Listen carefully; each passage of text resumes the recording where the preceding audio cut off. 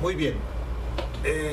Voy a terminar este ciclo, ahora sí, pues complementando con esta cuarta sesión ya sobre las objeciones. Les dije en el capítulo anterior entonces sobre este radicado 46887 del 2017, que es reciente, del doctor Luis Antonio Hernández Barbosa, fecha 22 de febrero del 2017. El caso pues donde van a juicio oral tres psicólogas y el perito forense un psicólogo, un psiquiatra, y se surge la discusión en relación entonces si en esas condiciones es prueba de referencia o no, toda vez que en este caso la menor de edad pues no va a declarar al juicio oral. Y entonces les decía y citaba ya toda la línea jurisprudencial, sobre todo la 46153 del 2015 de la autora Patricia Salazar. Entonces, revisando nuevamente más a fondo, con base en esta sentencia ya recientemente, pues se concluye lo siguiente. Entonces, para que me entiendan la idea y que complementamos con este tema de las objeciones, por lo menos cuando las preguntas son de oídas o de referencia, que ahí también suele pasar, pues ocurren las objeciones. Les he venido diciéndoles en relación con este tema de no sentar las bases probatorias, pero ahora quería sentar pues unas bases para poder entonces hablar sobre si da lugar a objetar o no preguntas cuando se tratan de testigos de referencia. Se sienta la persona ya en el juicio oral entonces a declarar, y cuándo es considerado como un testigo de referencia o de oídas.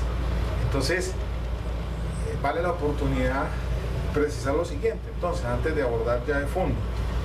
Pues en esta sentencia que les cito, que ahí aparece en el tablero, pues se recogen otras jurisprudencias ya anteriores en las que se concluye lo siguiente. Por ejemplo, en la 25920 del 2007, el caso del Campín, del doctor Javier Zapata, se dice que se tiene como prueba directa no solo la opinión pericial, sino el relato de los hechos efectuados por la víctima a los galenos.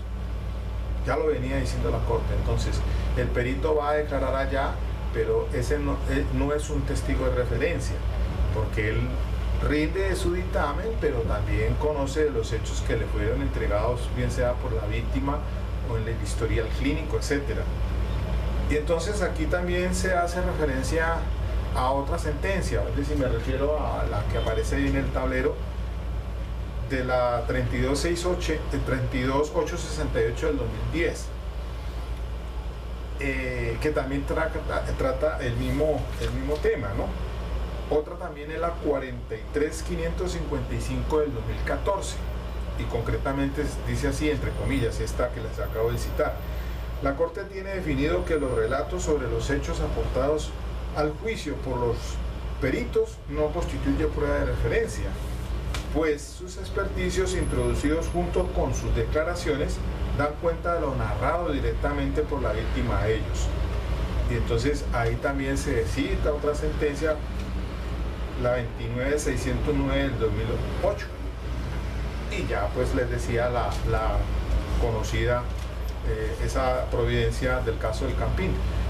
Es decir, que no podríamos objetar entonces cuando el perito está rindiendo la declaración y está dando cuenta o narrando de pronto lo que se quedó consignado en el anamnesis. Al momento en que se toma ese estudio pericial por parte del perito, pues se deja constancia de lo que le informa la persona que es víctima. Ahora, esto viene complementado con otros, que este tema es muy complejo. ¿Cómo entender que declaraciones anteriores al juicio, antes del juicio oral, esas entrevistas o declaraciones son prueba de referencia? Entonces hay que abordar la sentencia que les citaba antes, la 46153, que es de la doctora Patricia Salazar Cuellar. Y entonces me remito a la página 39 para que miremos lo siguiente, entre comillas. Mira lo que dice la Corte aquí. Igualmente, cuando se dice admitir una declaración anterior como prueba de referencia, el documento puede ser un medio idóneo para llevar al juicio la declaración que constituye medio de prueba.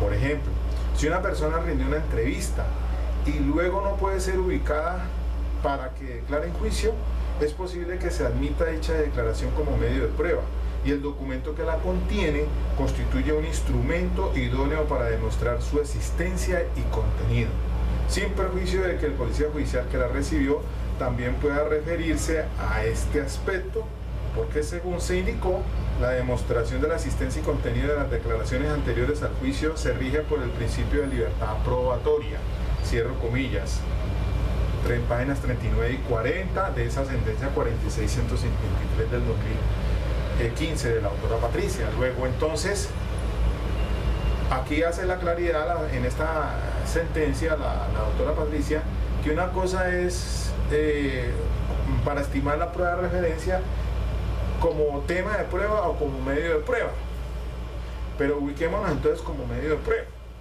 es decir, como el caso ahora con la cuestión de la ley 1452, que es la que dio de entrada a esto de las entrevistas para los menores en cuestiones de carácter sexual. Además, el 438 se adicionó el entendido de que es prueba de referencia admisible. Luego entonces, para evitar que se revictimice llevándolo a juicio oral, pues podría entrar, y allí sí podría entrar el policía, el entrevistador, a ir al juicio oral, y ese es el conducto o el medio por el cual se entraría ingresaría como testigo de acreditación esa declaración, y además da fe de su contenido, o sea, lo de que manifestó en esa declaración. Ahí sí sería entonces valorado como prueba de referencia admisible.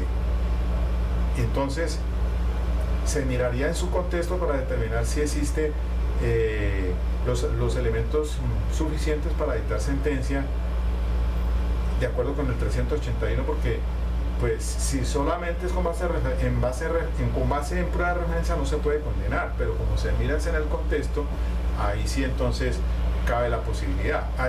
En este punto entonces hay que distinguir. Mire que si ese entrevistador del menor por una conducta sexual va al juicio oral, pues entonces no podríamos objetarlo tampoco por el asunto de que no es un testigo de oídas o de referencia, porque ya desde la preparatoria se indicaría que iría al juicio oral bajo esas circunstancias. Eso es muy diferente, como en el caso de la 46887 del 2017, el caso de las tres psicólogas y del perito, el psiquiatra forense, que fueron al juicio oral pero como peritos, no como testigos de prueba de referencia. Y eso sí quedó claro, y pues la Corte sí entonces hace la precisión, y fíjese bien que el perito o los psicólogos en cuestiones de carácter sexual, de delitos sexuales, pues no irían como prueba de referencia. Es muy diferente, entonces son dos cosas que hay que hilar muy delgado para no caer en confusión.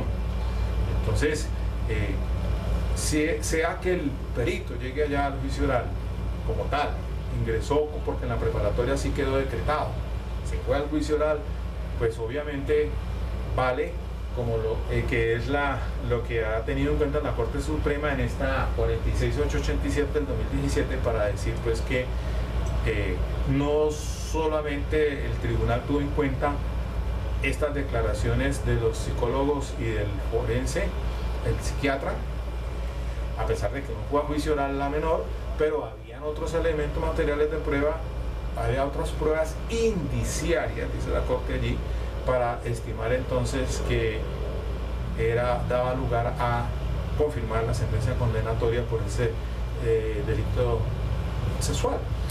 Así es necesario que ustedes pues entonces tengan claridad sobre esto, porque de allí que cuando se está en juicio oral entonces se va a objetar y va a tener entonces el inconveniente de si tiene el sustento suficiente para decir si es prueba de referencia o no es prueba de referencia, o es un testigo de oídas. Entonces,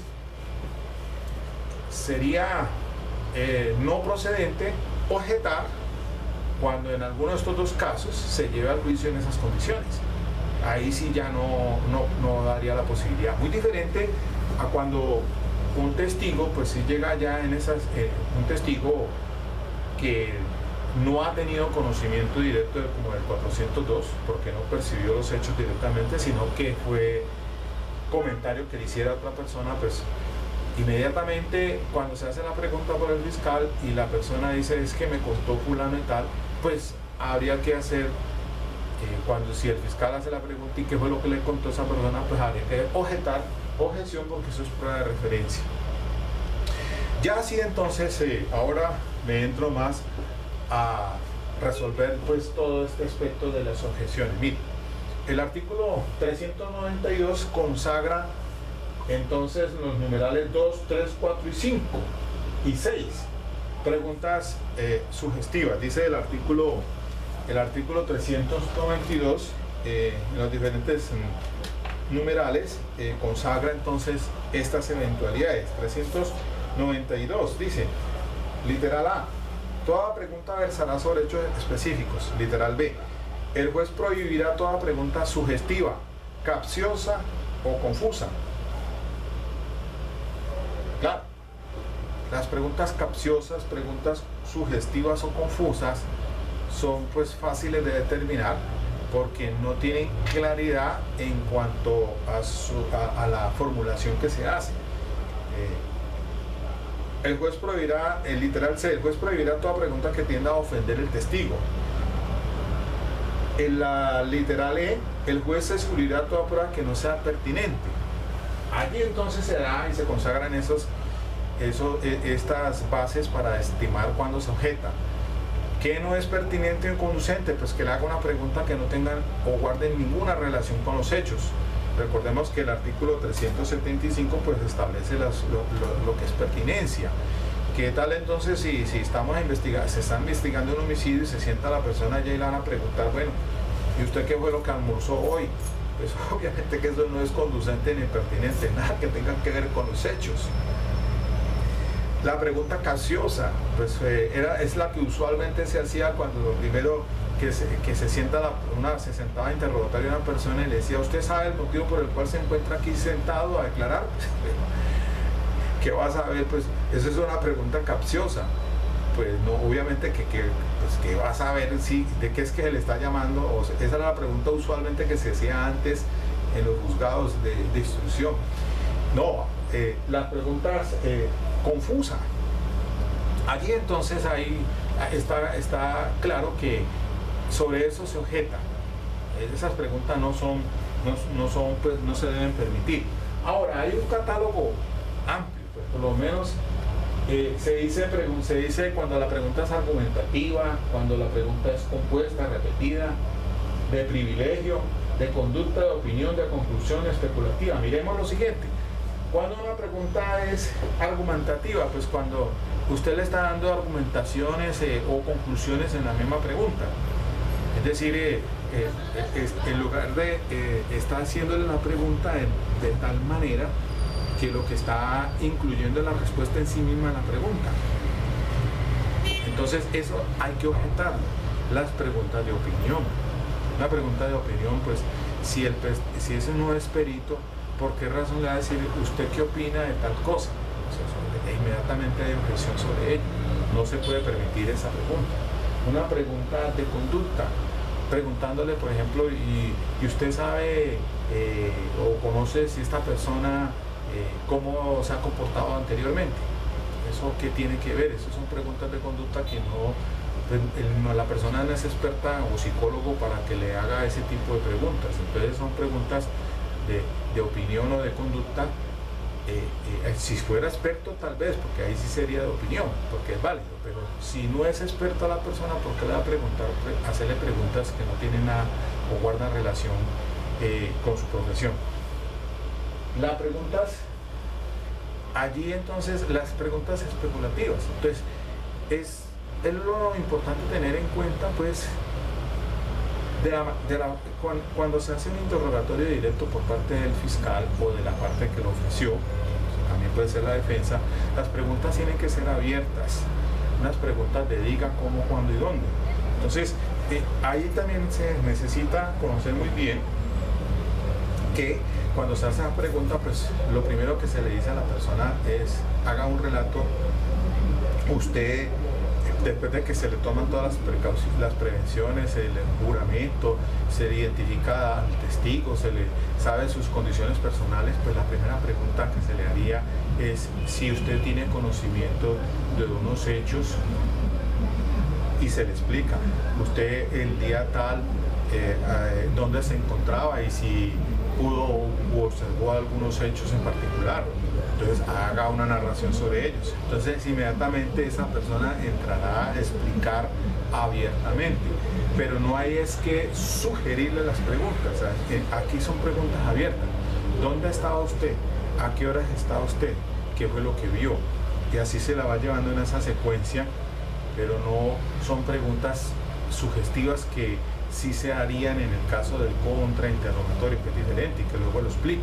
Entonces esas preguntas de diga dónde está usted, con quién está usted, qué estaba haciendo esa hora y qué pudo observar, lo va llevando así en esa secuencia, le va sacando la información, pero no es que se le incluya en la pregunta, porque una pregunta donde usted le está incluyendo la respuesta, pues eso es, inmediatamente hay que oponerse a ella. No es lo que técnicamente se hace. Entonces hay que tener mucho cuidado con ese tipo de preguntas, estar muy atento. Le sugiero de todas maneras que consulte algún libro o alguna obra, que hay muchas, sobre este tipo de preguntas cuando se hacen directamente. Entonces, para poder que usted esté preparado a la hora en que esté en ese juicio oral.